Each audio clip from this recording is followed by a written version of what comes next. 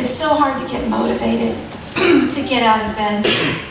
I'm sore from my recent surgery and still numb from the pathology report I received a spring day. This silly Illinois weather.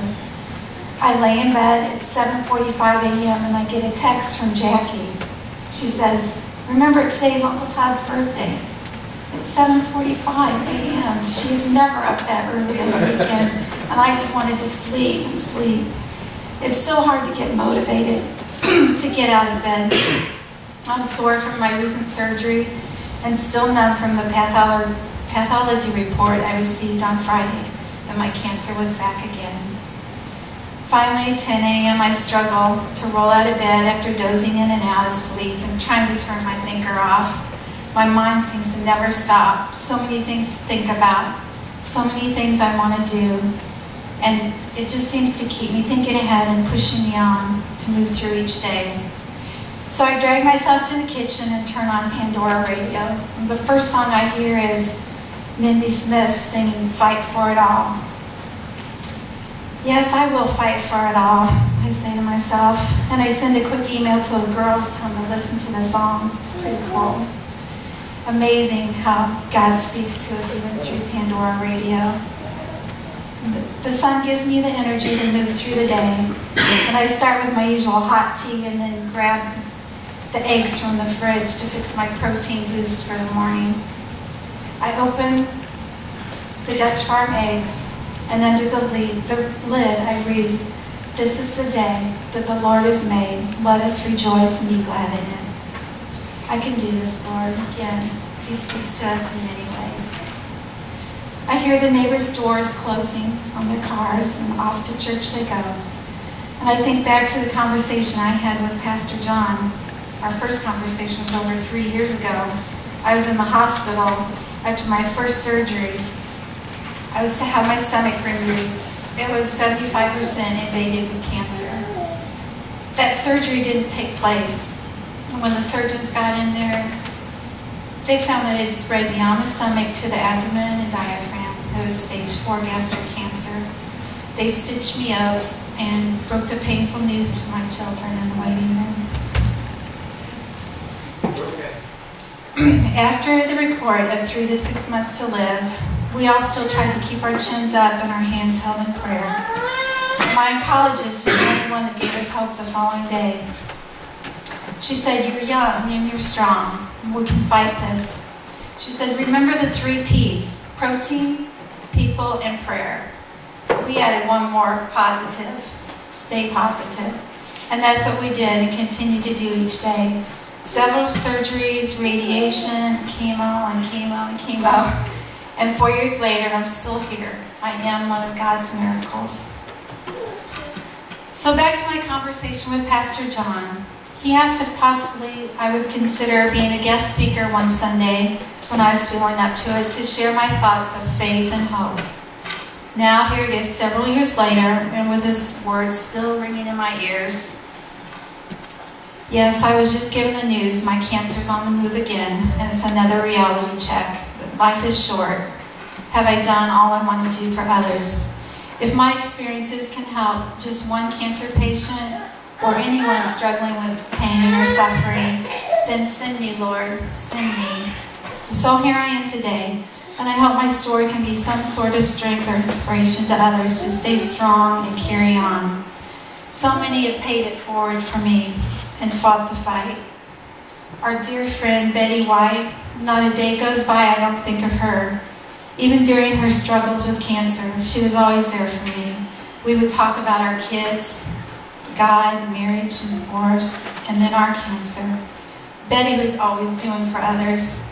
I remember one morning on our way to work, I mentioned how yummy a roast sounded for dinner. And wouldn't you know it, she showed up at my office with a roast. That was the best looking roast I've ever seen. And she had her usual beautiful smile and said, "Silly gift, isn't it?" She sure taught me the true meaning of giving.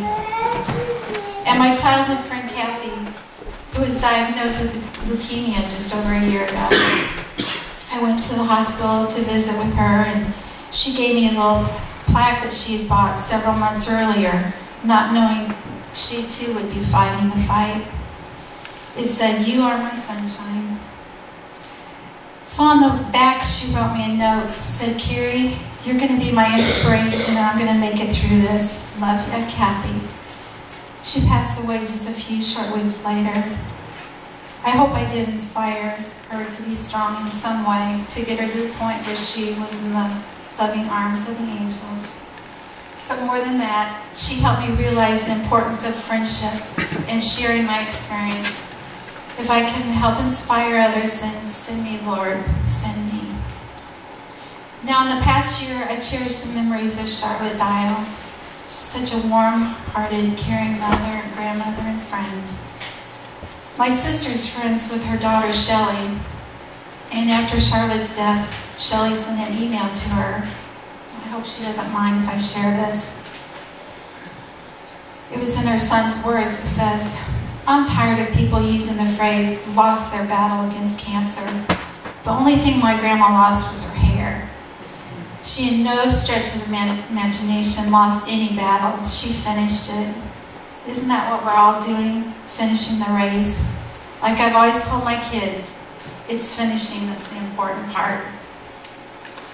I'm not saying all this is easy by any means, and yes, it's a tough fight for life.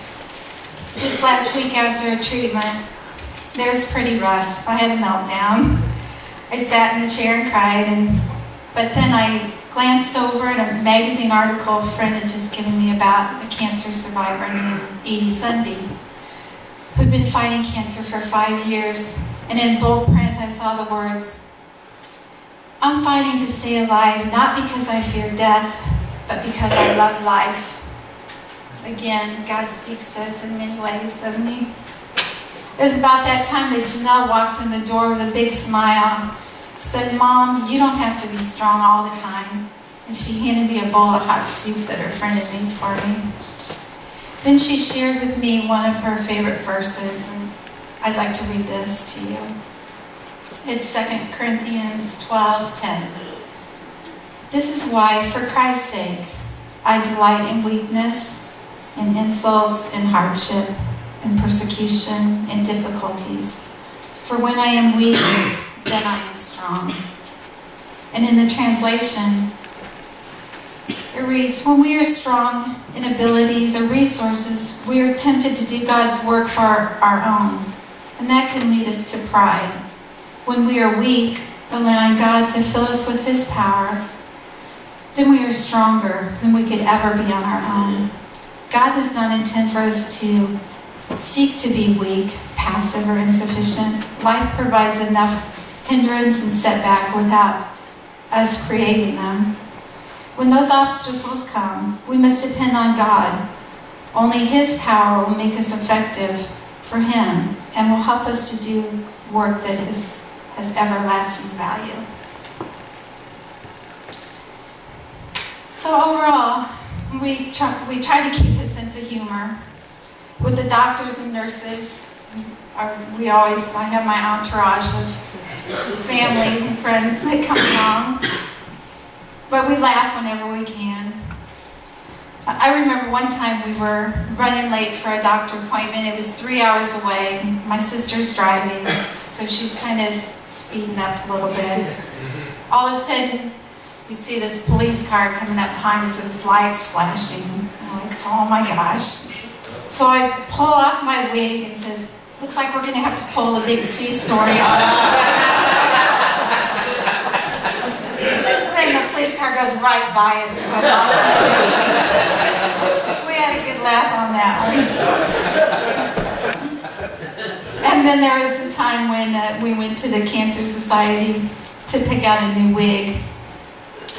And they just set out a big box and they said, "Try on as many as you want." So from long wavy blonde to dreadlocks, we sure had fun picking out just the right one. And I'm sure they were wondering what all the giggles were about from the other room. In Proverbs 17:22, the words from King Solomon read, "A cheerful heart is good medicine, but a crushed spirit dries up the bones." Try to enjoy the positive side of each day and not focus entirely on the problems. Researchers have shown humor strengthens immunity, lessens anxiety, relaxes emotions and muscular tension, and inspires creativity and hope. This has been quite a walk with the Lord.